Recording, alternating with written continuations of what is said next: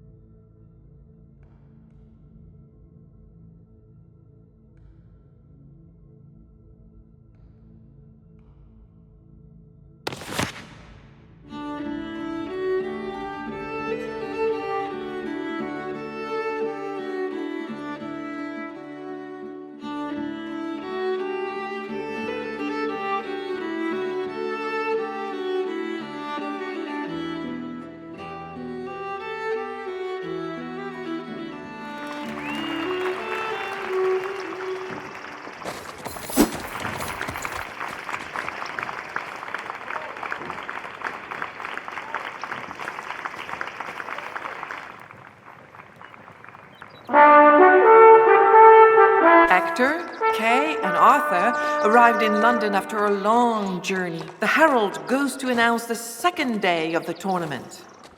Uther High King, all this day is for you. Slain by Saxons, oh so brave and so true. Victors, you will pull the sword as your due. Man from all this land so wide, now do stand here side by side. Oh, what gallantry and pride! How the hardy men did shine by their valor and their ardor yesterday. But the boldest of them all, the King of Orkney, was the victor in the fray. Oh, the blood and agony, the fearful cries when ladies saw the helmets play. All eyes were on King Lot. He seized the sword in stone, but it refused to give. He will not have the throne, for it is worthiness, not strength, that must be shown. Our knights respectfully salute the man dressed in Uther Pendragon's colours. "Greetings, sires, and welcome to London," he exclaims. "I am Elias, herald of this city."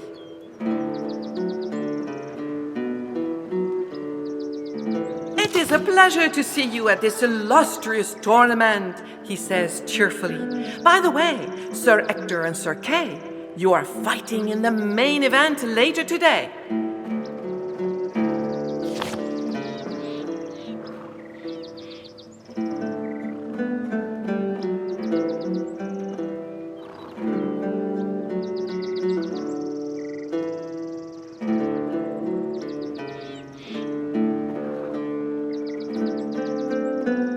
Sir Kay and Sir Ector must fight Sir Agwisance and Sir Meliant of Lys on horseback.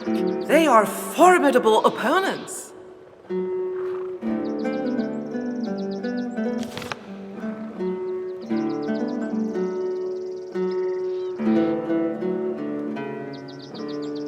Aguisance is the vassal of King Lot, who was the victor yesterday on the first day of the tournament. Like his sovereign, Aguisance is an outstanding fighter.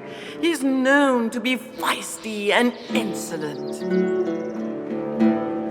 Liliant, meanwhile, is a promising young knight. He has great strength, yet he's contemptuous and immature.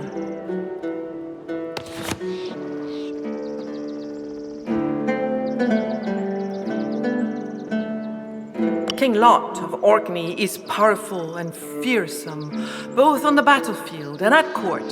He grips his allies' hearts with fear and sows terror among his enemies. He must surely be coming to terms with his failure to remove the sword from the stone.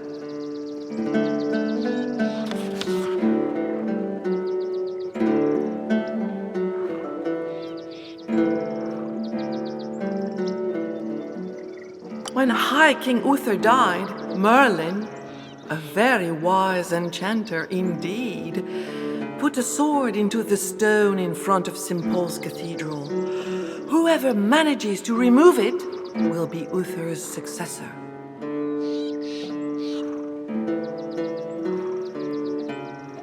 And that is the reason for this tournament. Every knight who wins the day's events earns a turn at trying to pull out the sword.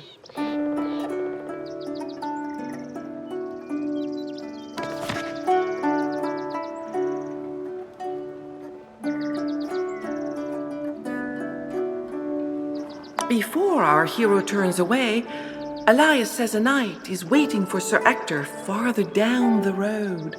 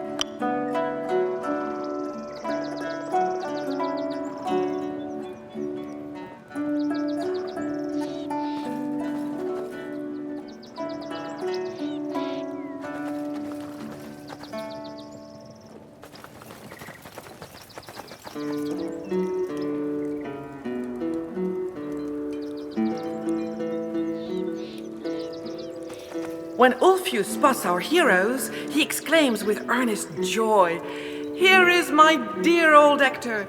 Ah, dear friend, how happy I am to see you! And these must be your sons, Kay and Arthur."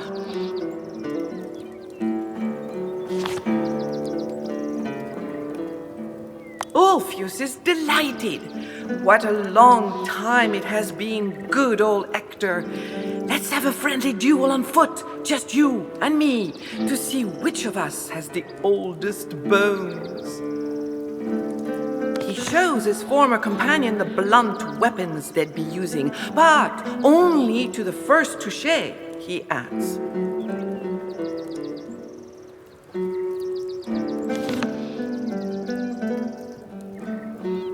Ector and Ulfius prepare for the battle, both quite excited to fight each other once again.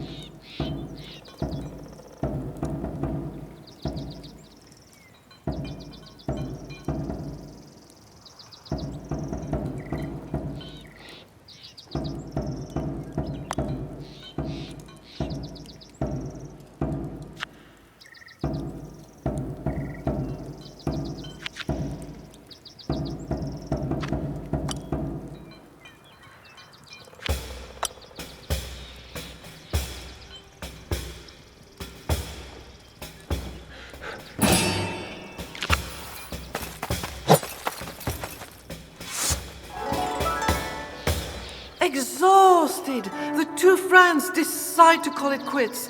At this rate, they won't last long, Ulfius laughs. Hector catches his breath, then thanks his friend for the fight.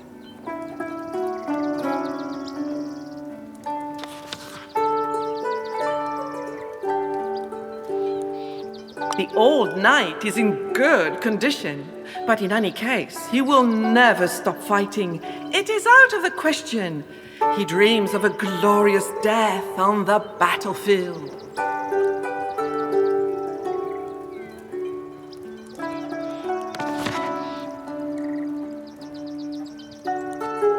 Indeed, it is a great tournament, bustling with activity. Knights from all over the kingdom have come here to face off and take their chances at winning.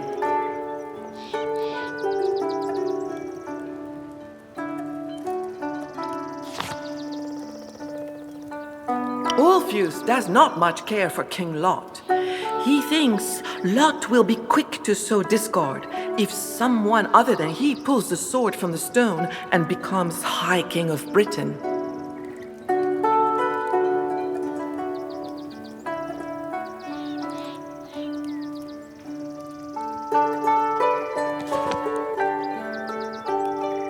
The old warrior would certainly like to have a go at it, but he's far less enthusiastic about becoming High King of Britain.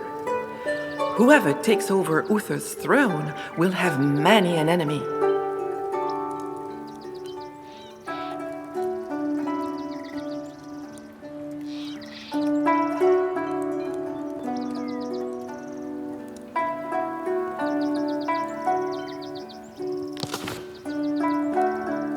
Kay, an actor, could persuade the herald to give them a flattering introduction before their battle in the lists. This would make quite an effect and give them a certain advantage. On the other hand, adds old Ulfius with a laugh, it would be wise to have a few pennies in your pocket to be more persuasive.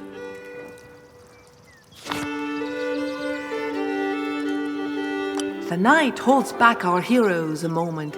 I saw a tearful young woman in London, Ulfius says. If you help her, she'll be delighted to choose one of you as her champion. There's nothing like the prospect of winning a lady's favor to strengthen one's courage. When he hears this, Kay sneers. He does not need a lady to be brave. Ulfius starts laughing. Hector rolls his eyes and then thanks his friend.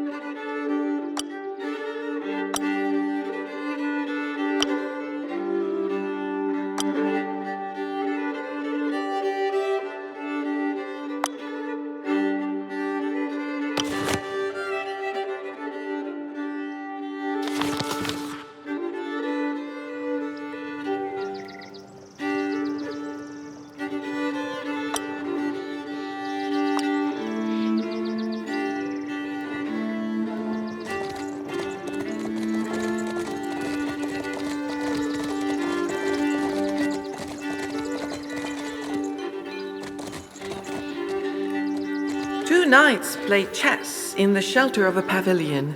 The game seems to drag on and on. An elderly knight greets our hero cheerfully.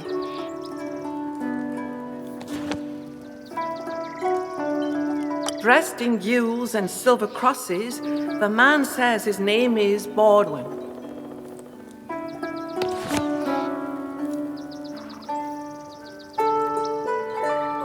Baldwin is a very pious knight who usually lives like a hermit.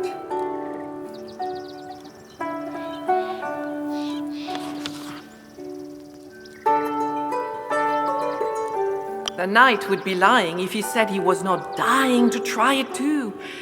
He may not have won the day before, but he hopes to make up for it today or tomorrow. Baldwin laughs and says he certainly would never speak ill of King Lot. The knight wishes our hero good day.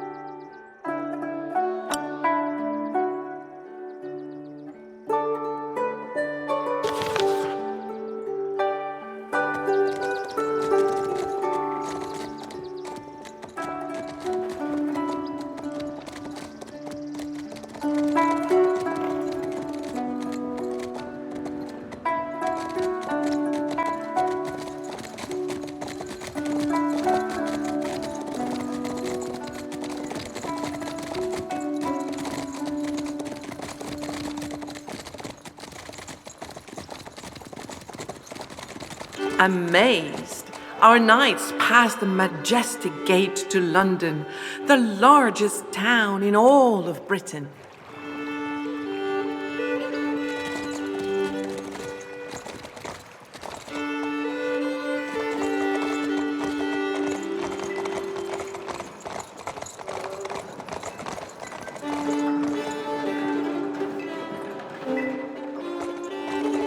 Behind a stall selling rare and precious fabrics, a bronze-skinned merchant with a broad smile greets our knight. The merchant, named Basil, sells the most beautiful and fine products.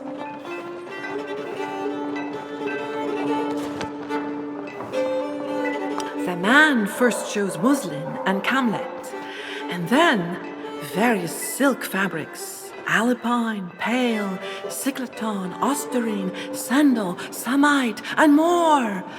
Though the names are too many for our hero to remember, he's dazzled by the fabric's colors, textures, and sheen.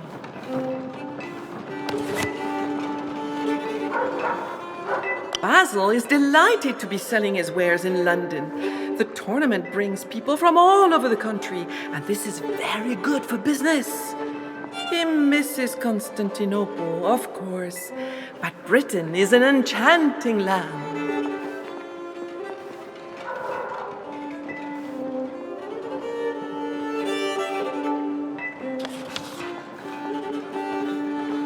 Basil hopes our knight will come back to his shop before the end of the tournament.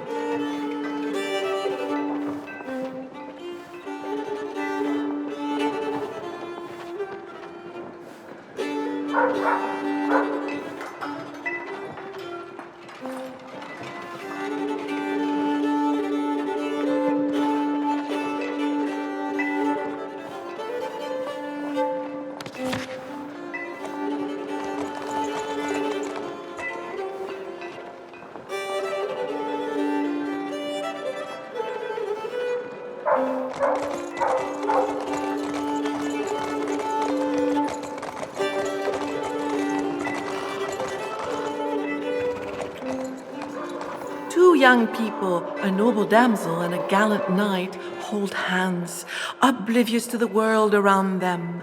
Their eyes glow with passion. As if awakened from a dream, the damsel and the knight slowly greet our heroes. The damsel's name is Carenza, and the knight is Milliant of Lys.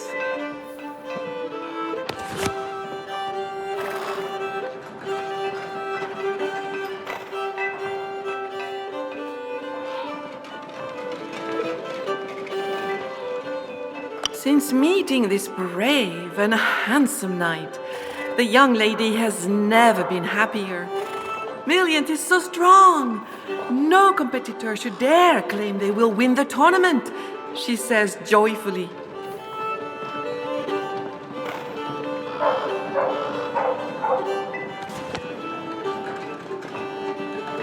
He is the happiest man on earth, he says, and his beloved is the ravishing Carenza.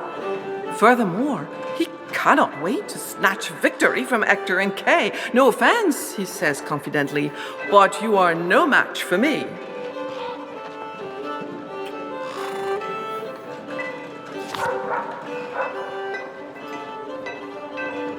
In a voice full of admiration, the young woman declares that her sweetheart Milliant is already a champion. Hearing this, the knight puffs out his chest.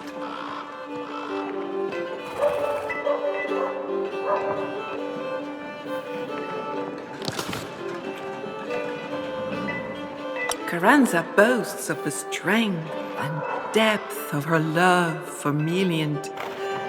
She then recounts their first meeting by the fountain in London's wealthy district.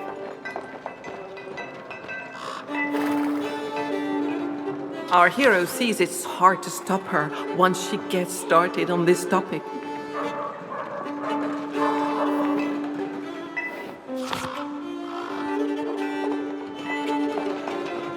Carranza is a blessing. He would do anything for her. Plus, she whets his appetite for victory and glory.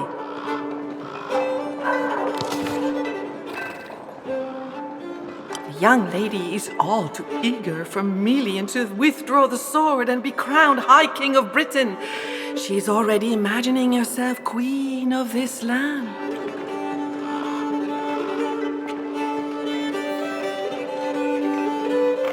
Melian thinks he has a good chance of pulling the sword from the stone. He is young, strong, courageous, and handsome too. He thinks Britain would have much to gain if he became High King.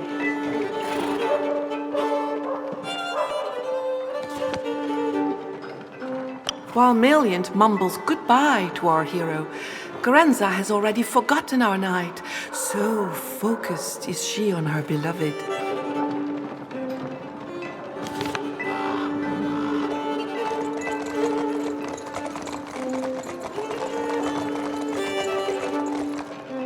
Our hero spots a very young lady sobbing her heart out. The sleeves of her pretty blue dress have been torn off. Kay laughs at her, but Arthur says nothing. In the end, it is Hector who comforts the girl. Her eyes full of tears, she says, "Sire, I am so ashamed for you to see me in such a state. My name is Neris, and from now on, I will also be known as the damsel with the short sleeves."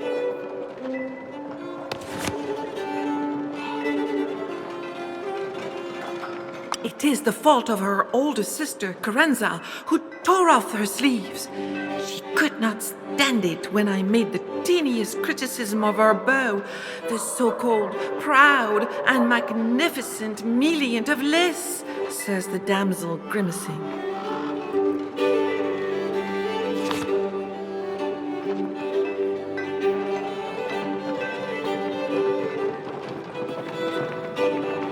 Neris and her sister, Carranza, have come with their father, Sir Thibaut of Tintagel, who is now resting from yesterday's duels. The young lady with the short sleeves will not soon forget how her sister has wronged her.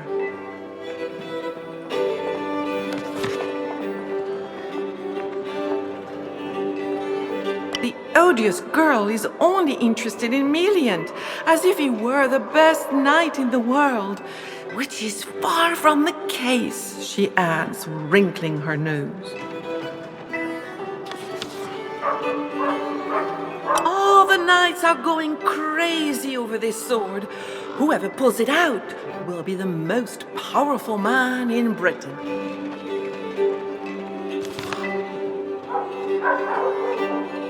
She'll gladly accept Hector as her champion if he can find her precious sleeves.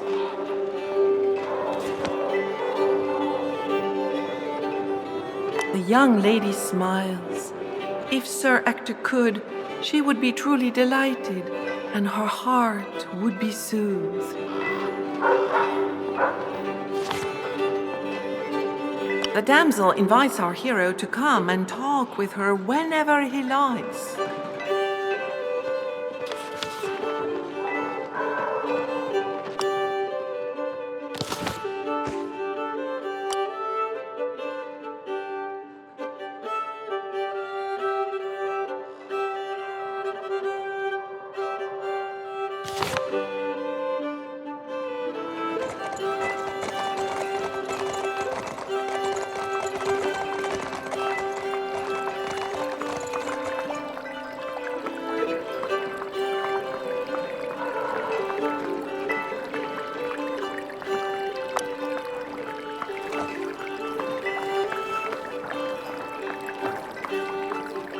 our knight looks for the sleeves of the younger lady, and he finds them at the bottom of the pool, but they are in terrible condition.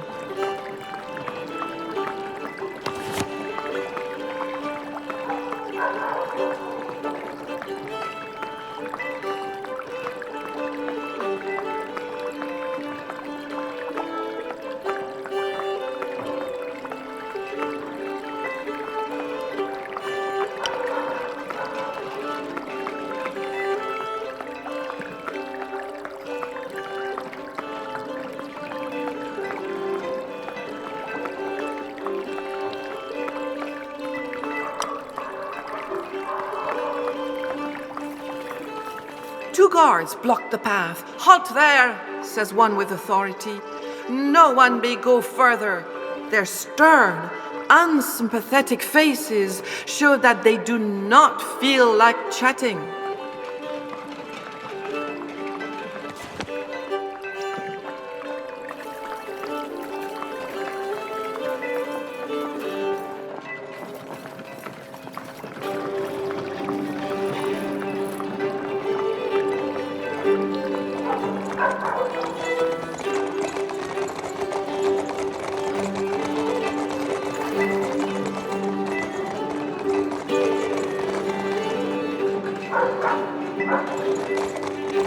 The Byzantine merchant is delighted to see our hero, whom, once again, he greets eloquently.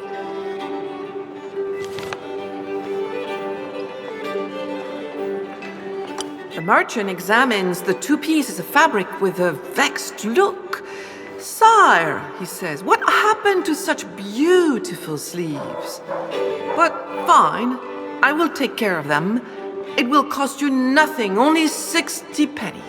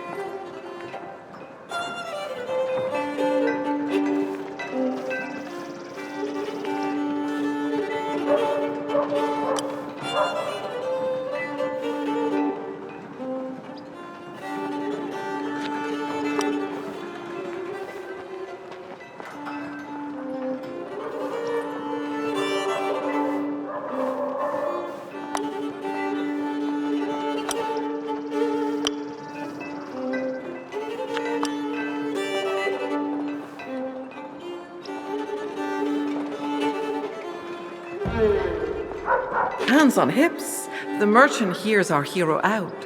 Then, with an exasperated wave of his hand, he declares his price is firm.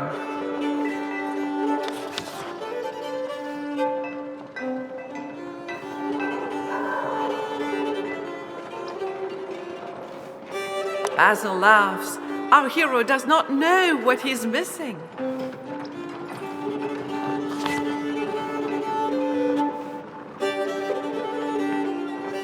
Basil hopes our knight will come back to his shop before the end of the tournament.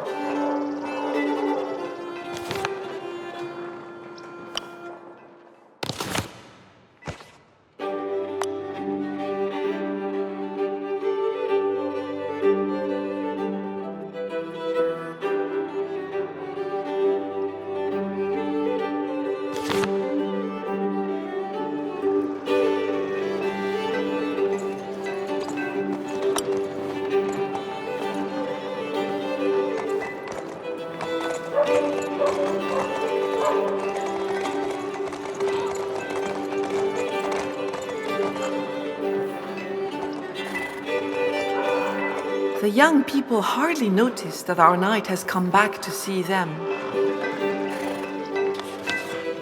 While Maliant mumbles goodbye to our hero, Gorenza has already forgotten our knight. So focused is she on her beloved.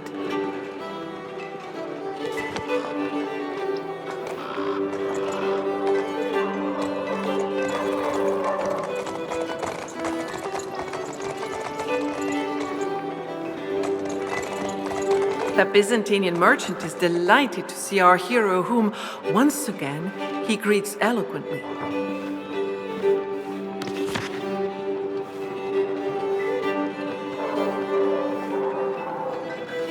The merchant works fast and well.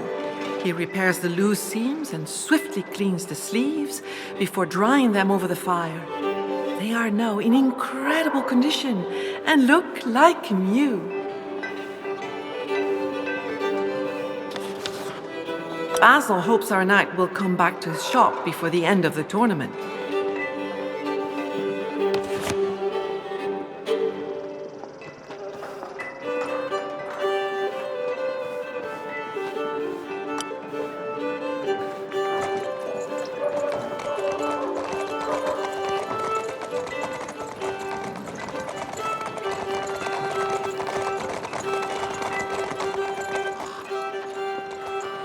Neris, still sorrowful, welcomes our hero once again, but with a faint look of hope.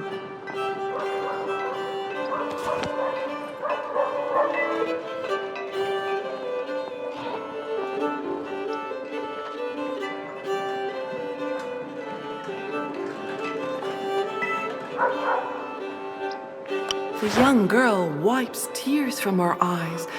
What joy the sight of these immaculate sleeves brings her! To spite her sister and to show her gratitude to Hector, Neris happily agrees to let Hector be her champion. Hector laughs kindly. She's far too young to be his beloved. Yet he is a courteous man, so he willingly agrees to defend the damsel's honor, and so she entrusts him with one of her precious sleeves.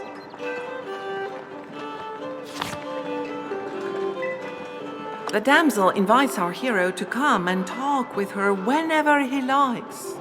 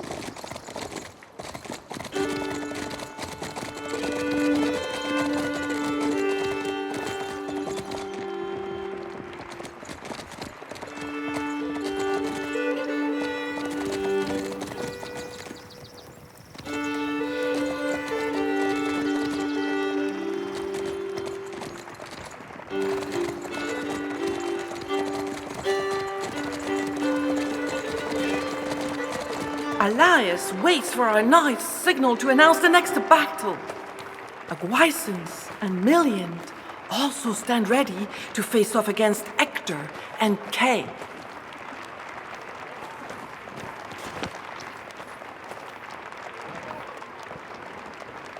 Emphatically and poetically, the herald proclaims how Aguisance has accomplished such fine feats thanks to his ardor and daring. He also introduces Million of Lys, whose strength is well proven. Then it is Hector and Kay's turn. Though Elias praises the experience of the first and the ardor of the second, our knights feel he could have presented them better. Now, let the duel begin. Alas, Arthur lost Kay's sword.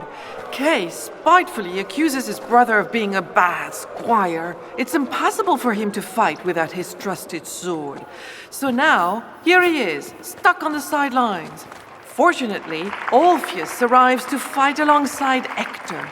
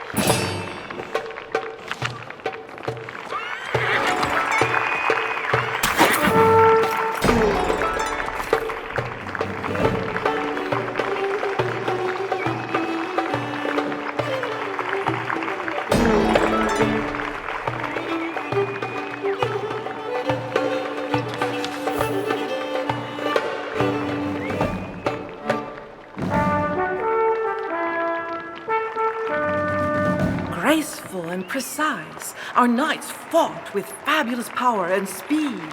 How beautiful to see such a duel. Spectators were awed to watch young knights defeated by two older warriors. Elias proclaims Orpheus and Hector victorious. Kay will have one last chance to shine. The next tournament will pit Kay and Bodwin against Orion and Brastias. But for now, those who have just fought should go and rest. Kay, red with rage, orders his brother to find him a sword and fast. Feeling ashamed, Arthur only has himself to rely on.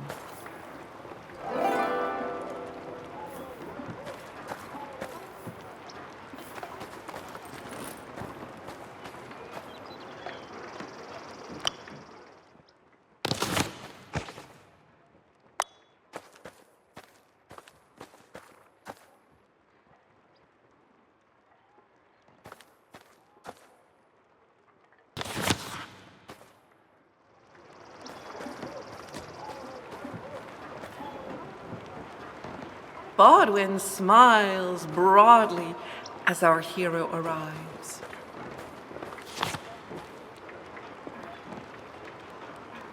Bodwin is very sorry for him. After a few words of encouragement, he tells Arthur that there is an old man outside the city who might be able to help him. The knight wishes our hero good day.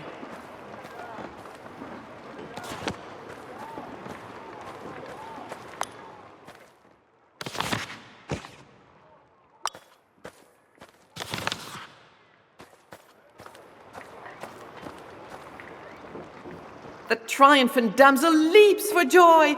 Hector really put up a good fight. His victory has fully restored her honor. Now my sister can cry in shame, she exclaims.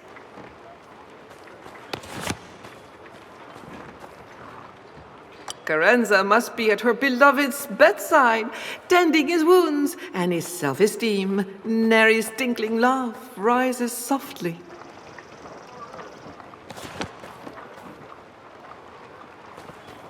Neris opens her eyes wide. She has no idea. The damsel invites our hero to come and talk with her whenever he likes.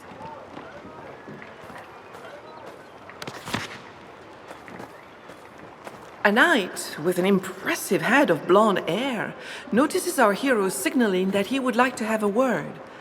The knight greets him. This man, dressed in azure and gold, is called Orion.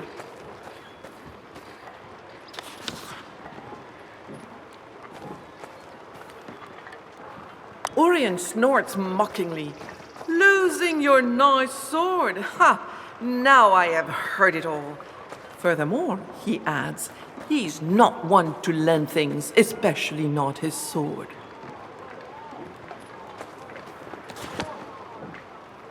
Orion is King of Gore and King Lot's rival. I am married to the most fierce woman in all of Britain. For that reason alone, I will make the best High King this land has ever known. He laughs.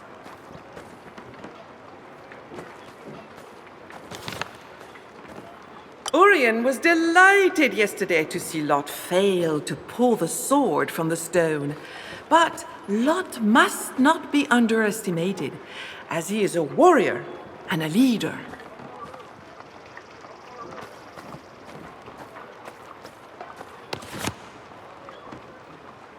It is said that this sword just appeared one fine morning. In his opinion, there is enchantment about it all. But regardless, the knight is determined to try his hand and to succeed. The King of Gore pays no further attention to our hero.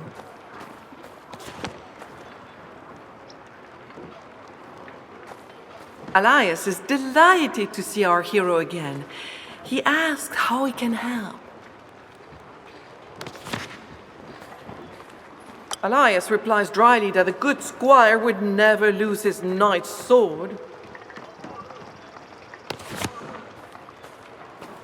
Seeing him head off, Elias asks that he's available if our hero has more questions.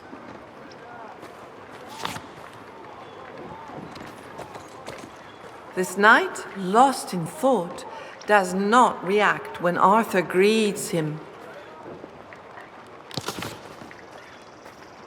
Arthur is unable to rouse this blond knight dressed in gules and gold from his torpor. The outcome of the last fight seems to have plunged him into deep dismay.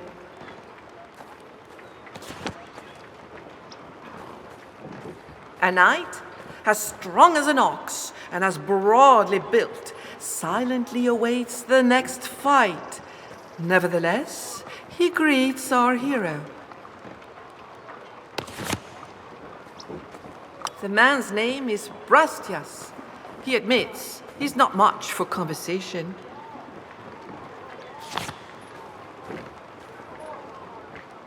Brastias does not know what to say, so he does not reply.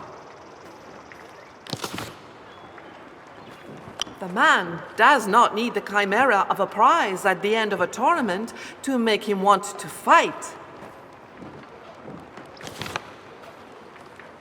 Not a big talker, Brastias shares only that he was captain of the royal guard before King Uther Pendragon died. King Lot's reputation already speaks for itself, he sneers. He has nothing else to add. The knight remains silent as Arthur turns away from him.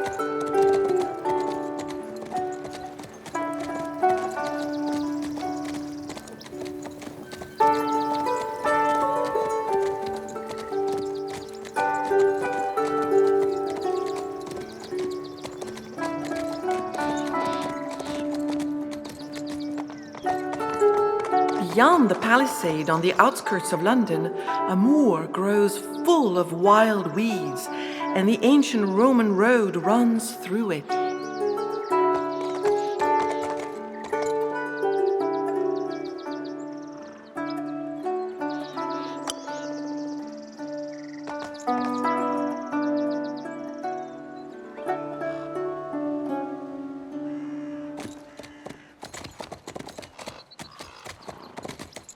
This oak tree's boughs reach high into the sky. The broad trunk has a solid wooden door. Someone lives here.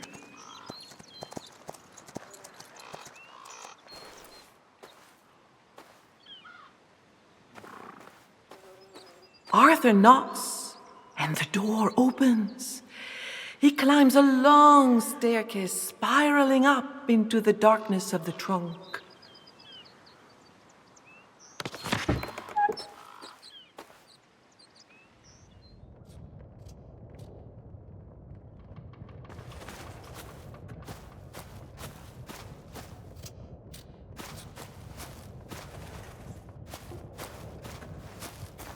The inside of the oak tree looks more like a nest than a home. There are natural elements all around: stones, painted or engraved driftwood, mistletoe over the hearth, and above all, a prodigious quantity of feathers. An old, sickly-looking man with a humped back greets our hero in a weak voice. He's peeling lopsided, yellowish tubers. Welcome to my esprit-moi, young squire, says the old man in a hoarse but warm voice. My name is Linnerm.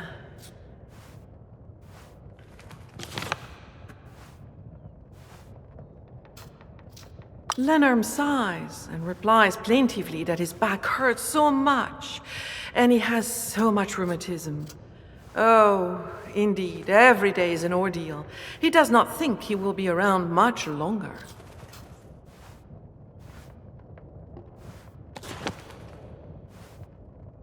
The old man smiles and says, "It's an extremely precious tuber. I brought it back from a long voyage across the sea. It looks like an apple, but it grows underground. I had the idea this morning to try frying them."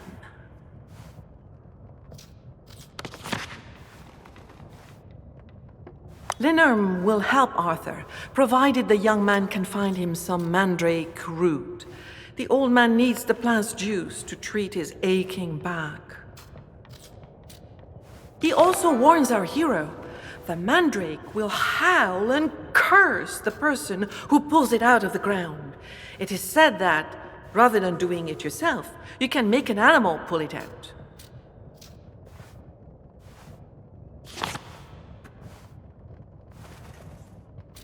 This plant has human-shaped roots and is male or female.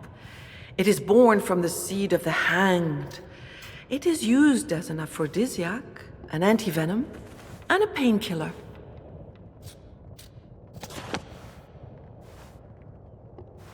Arthur says goodbye, but when the old man says, Arthur repeats his words of farewell.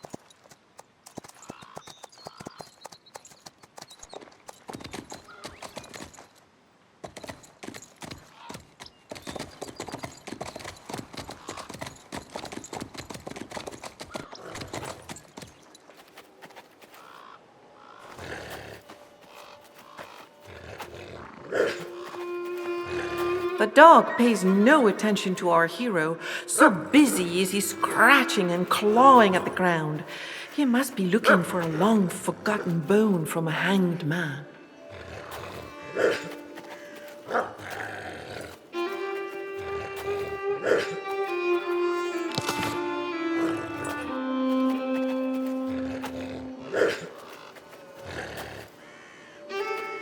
The dog pays no attention to our hero, so busy is he scratching and clawing at the ground.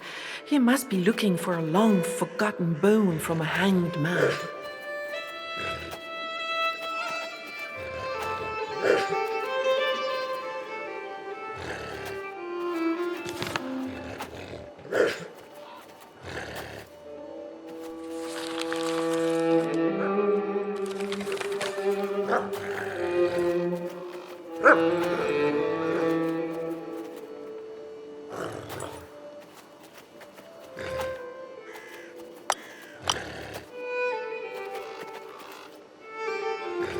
A dead yew tree, stripped of its needles, looms ominously.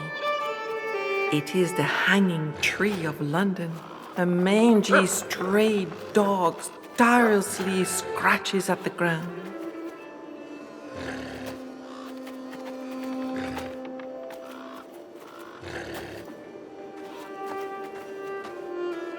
This rope will be perfect for uprooting the mandrake, once tied to both the plant and the dog.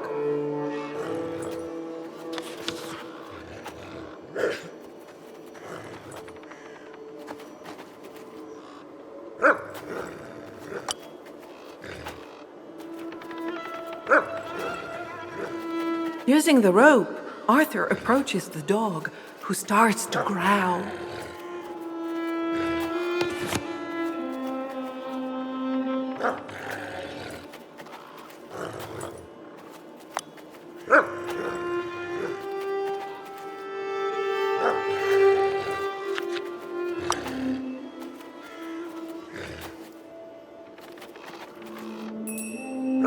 With firm, stern words, Arthur coaxes the dog into letting him approach.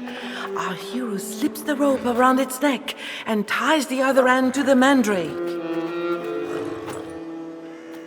He whistles, and the dog runs off at full speed, pulling out the magic plant, which screams a terrible curse at the dog that runs away as if the devil himself were on his heels. Arthur retrieves the mandrake that has finally stopped squealing.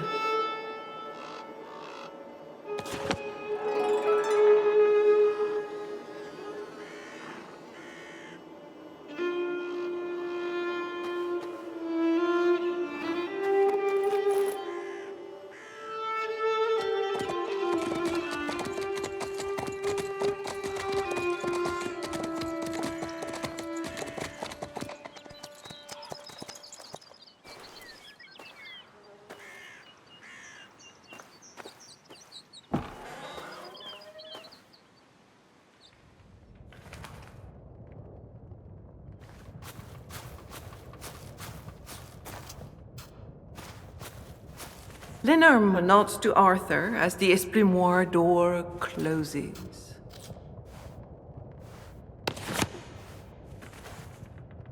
The old man is delighted. To thank our hero, he gives him a grimoire and a purse full of pebbles. Use the inscription inside to enchant the purse, says Linnerm kindly.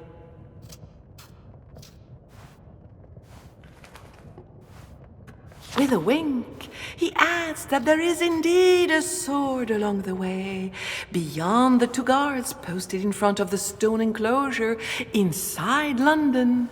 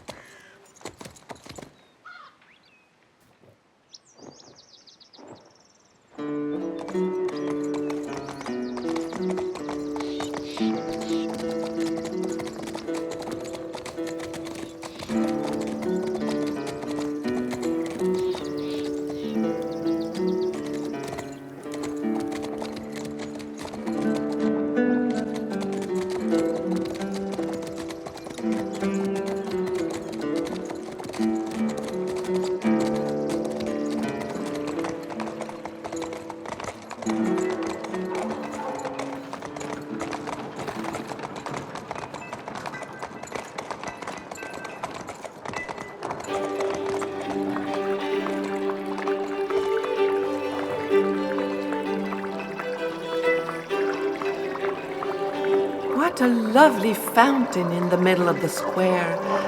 The gentle splashing of the water adds life to the scene.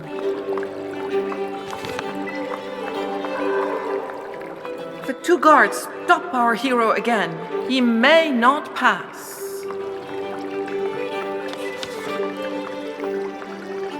When Arthur casts the spell the old man gave him, the purse begins to bleed. And inside, the plain old pebbles have turned into precious gems.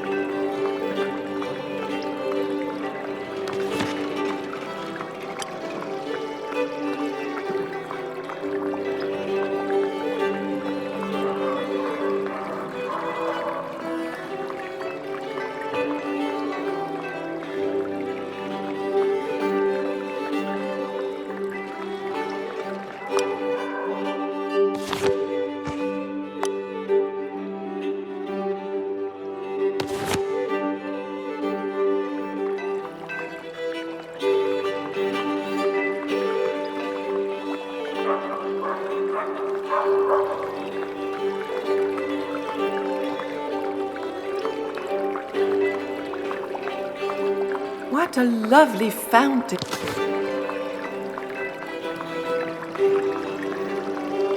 The two guards stop our hero again. He may not pass.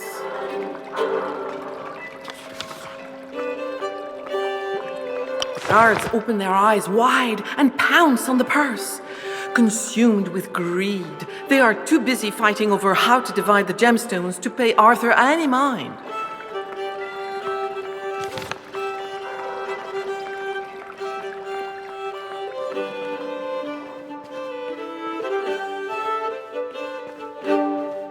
Among the silence and the cold, a sword rises up from a stone.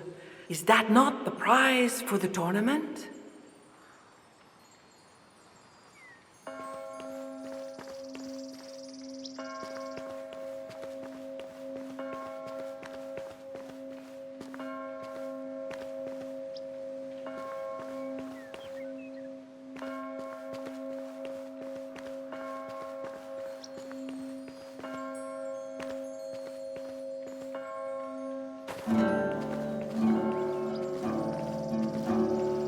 Now I see the sword there gleaming, and I, silent and trembling, approach the rock to seize the sword. Oh, what rare and... You, what have you done? Cries an angry voice to the terrified Arthur. Get out of here, you beardless squire. Do you think you are the next High King?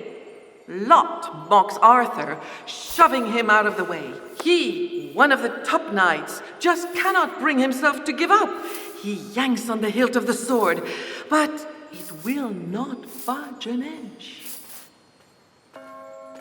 Drawn to the scene, a crowd gathers. Observed by so many knights, Lot finally gives in. People look on in amazement. Arthur approaches the sword. Now they see the sword there gleaming, the crowd all silent and trembling. With wonderment in awe they gaze, for Lot is so virulent. Arthur, cries a voice so old, the day has come just as foretold. Now take the sword, for you are the one. You are Uther and I grandson. By my own hand, you are the true heir. So does Merlin then declare.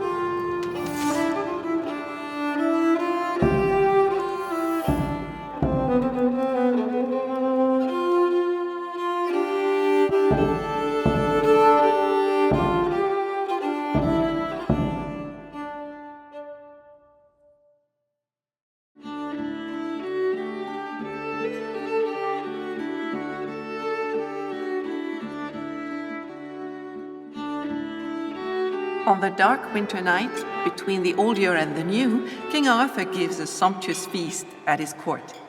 The hour is late, the elegant ladies and noble barons have just retired. Only 6 knights remain in revelry with King Arthur. The atmosphere is light and merry. The meal is over and the wine barrels half empty. With a start, they all look up.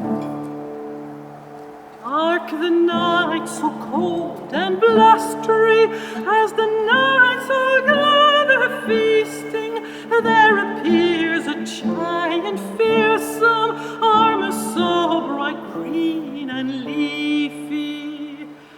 Welcome, Green Knight, says the king, what good tidings do you bring? Laughs the giant, full of scorn. Look at you all, so high-born, so brave and proud, full of might, now too drunk to stand and fight. What good knight, fallen so low, will now meet me blow for blow?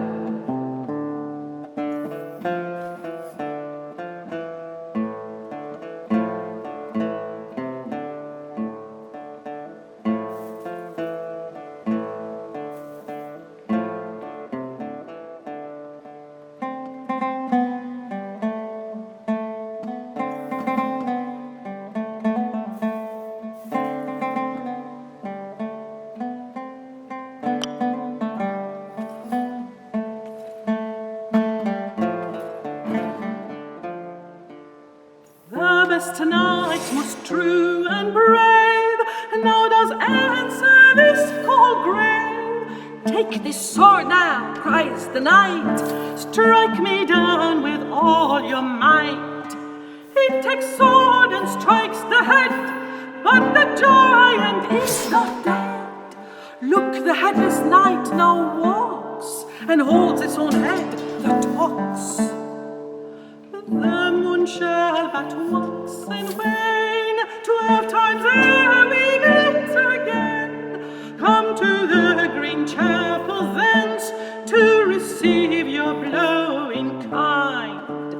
The Green Knight now leaves the hall, and there falls a deathly pall. Our knight stands so pale and shaken, but with comrades not forsaken.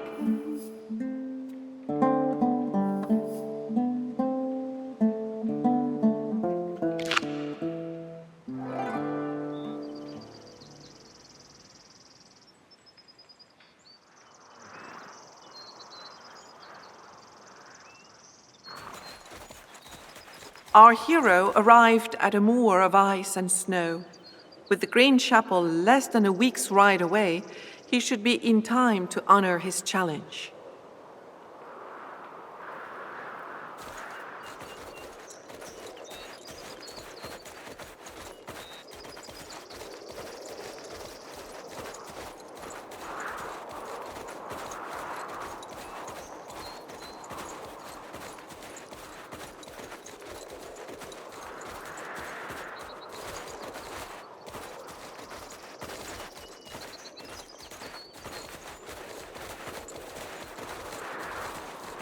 Our knight sees a beautiful lady in her middle years picking berries. Before they can even exchange a greeting, noise rings out. And shortly after, 6 headless knights come running in their direction, seeming alive as can be. In combat position, each with a hand on his pommel, they prepare to attack. Frightened, the lady calls out to our hero, telling him to prepare to fight.